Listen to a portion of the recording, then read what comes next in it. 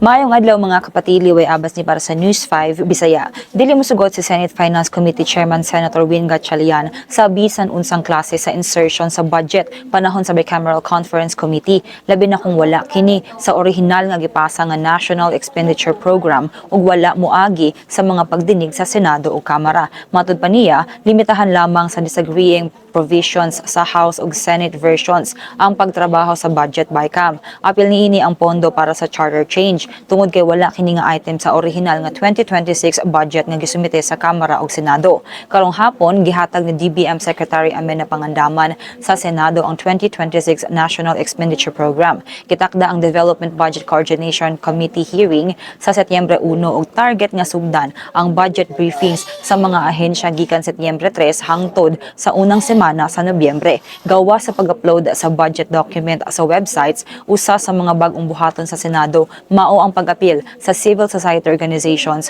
ug mga budget expert sa budget hearings. Kini aron makatabang sa pag-analisar sa budget. Ilabi na nga naka-upload na sa website ang sulod sa NEP.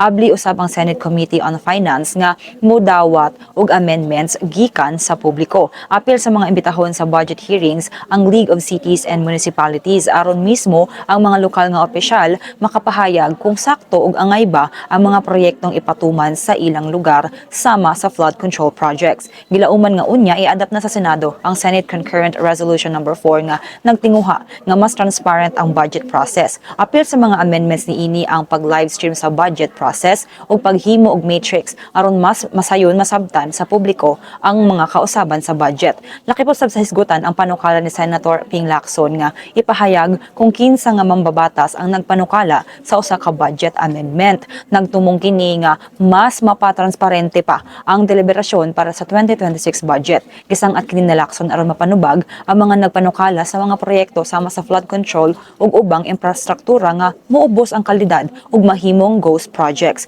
Kipahimang ni Lacson kini human niyang nasayran gikan kang Senator Gatchalian nga dili tanan nga dokumento i-upload sa website sa gobyerno ubos sa resolusyon. Samtang si Gatchalian mitubag nga basin committee report lang ang i-upload og dili na apil ang tanang amendments aron malikayan ang komplikasyon. Pero matud ni Lacson, mawagtang ang tinuod nga tumong sa resolusyon kung dili kompleto ang datos. Dugang pa niya, kung walay full transparency, dili mailhan kung kinsa ang tinuod nga proponent sa amendment. Gingon pa niya nga bisan sa second reading sa House na aray bulungan ug dili i-take up sa plenaryo ang mga amendments. Kini sa lamang ang atong update, magpadayon na sa pagbantay sa social media pages sa News 5 para sa uban pa mga balita ug update.